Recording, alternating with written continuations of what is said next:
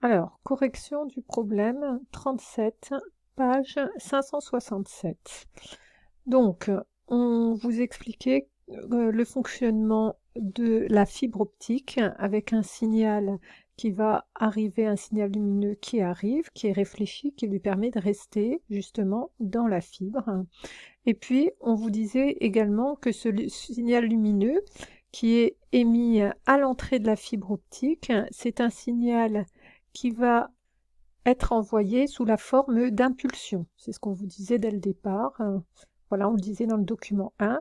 Et on voit qu'on a une impulsion par période. Et à chaque impulsion, on voit qu'il lui est associé des quoi. Donc quand il y a une impulsion, ce sera codé 1. Quand il n'y a pas d'impulsion, ce sera codé 0. Donc on voit qu'à une impulsion est associé un bit. Donc, première question, on vous demandait d'exprimer en fonction de t le débit lié à la transmission du signal. Donc, je rappelle que le débit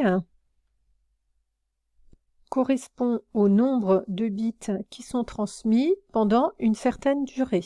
Donc ici, nous on voit qu'on a un bit qui est transmis pendant une période t. Donc le débit, il vaut 1 sur t. En question 2, on vous disait quelle durée minimale doit séparer deux impulsions successives pour qu'elles ne se superposent pas en sortie de fibre. Donc on voit bien que nous, l'impulsion qu'on aimerait donner, ce serait une impulsion sous la forme ici vraiment d'un pic, mais dans la réalité, c'est pas ça. C'est une espèce de courbe qui s'étale et on voit qu'elle s'étale sur une certaine durée dont on connaît donc la largeur qui dépend de pas mal de coefficients, des coefficients liés à la gaine. Donc on sait que delta t est égal à L fois N1 sur C, le tout multiplié par N1 sur N2 moins 1.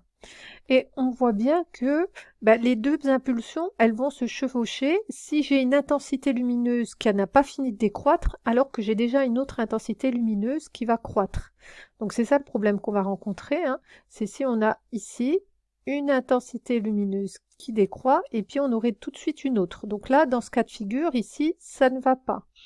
Donc il faut obligatoirement qu'on ait, ici, si on considère que nous, on veut une impulsion toutes les périodes t, il faut forcément que ça ait le temps de croître et de décroître pendant cette durée t. Donc c'est ça qu'on veut.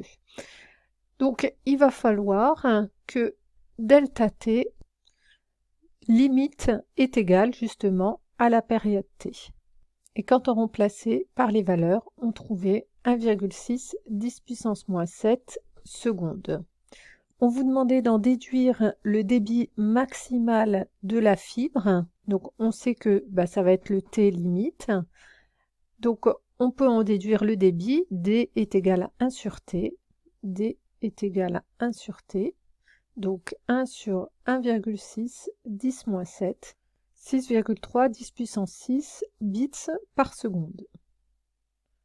Donc ça se dit aussi 6,3 mégabits par seconde. Ça, c'est le débit le plus grand. On ne peut pas faire plus puisqu'on ne peut pas les resserrer trop. Ensuite, en troisième question, on vous dit les débits binaires d'une fibre optique normale sont beaucoup plus élevés que ceux d'une fibre à saut d'indice. Proposez une explication.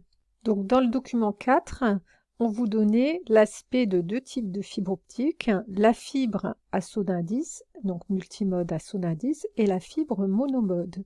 Et on voit bien que le débit binaire pour la fibre à saut d'indice est plus faible que la fibre à monomode. Donc on va essayer de l'expliquer. Qu'est-ce qu'on observe?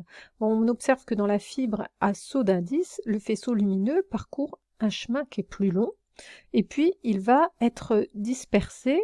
Il va, de par ce chemin-là, il va subir une dispersion qui est plus importante, et cette dispersion étant plus importante, d'après le document 3, on voyait que l'élargissement ici delta t est proportionnel justement à la dispersion de la lumière. Donc dans la fibre à saut d'indice, la dispersion est plus importante, donc delta t est plus large, Et si delta t est plus large, ben on voit que le t limite, la période t limite d'une impulsion, ben elle est plus large et donc ça va avoir le débit qui vaut 1 sur t va être plus petit.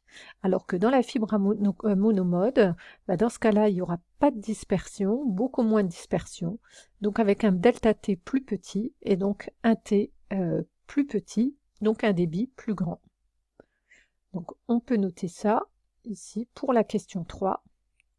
Donc, dans la fibre monomode, le chemin lumineux parcouru est plus petit, donc la dispersion est plus petite, delta t est plus petit, t est plus petit, et donc d qui vaut 1 sur t est plus grand.